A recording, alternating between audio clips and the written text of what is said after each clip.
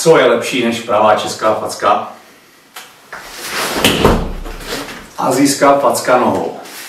To, co budeme dneska kopat, je obloukový kop, ale z opačného směru, než jsme kopali v jednom z těch předchozích videí. Úderovou plochou je spodní strana chodidla, nohu zvedáme tak, aby koleno šlo blíž k protějšímu rameni a tím chodidlem opisujeme oblouk, natáhneme a jdeme mírně zhora dolů zpátky do pokrčení. Takže vlastně to chodidlo nám opíše takový krásný oblouček. Použijeme přitažlivost zemskou a když tu nohu vytáhneme víc nahoru, tak nám vlastní váha té nohy udělá ten kop silnější. Kopnout můžeme dvěma způsoby. Buď to tak, jak jsme si teďka ukázali, ten kop projdeme, to znamená, že ten cíl musí být, řekněme, méně pevný, abychom dokázali tou nohou projít skrz něj.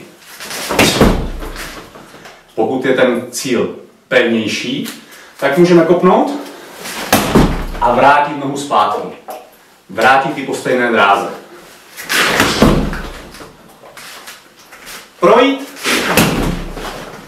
nebo vrátit.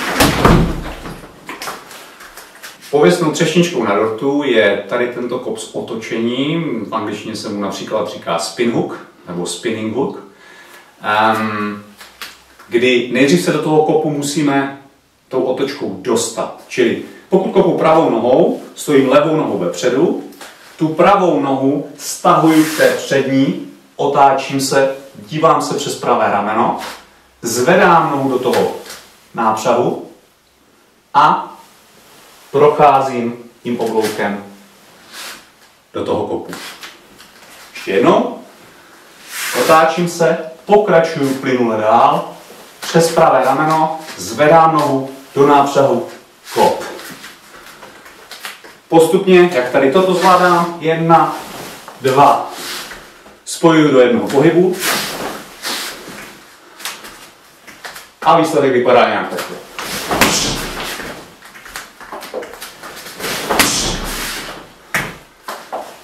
Tak, to byl vnitřní obloukový kop, neboli hook kick, a návazně potom ten samý kop z otočení spinning hook. Já jsem Honza Sikora a to byl další z našich tutoriálů. Sledujte nás, pokud chcete kopat dál, výš a z větších otoček.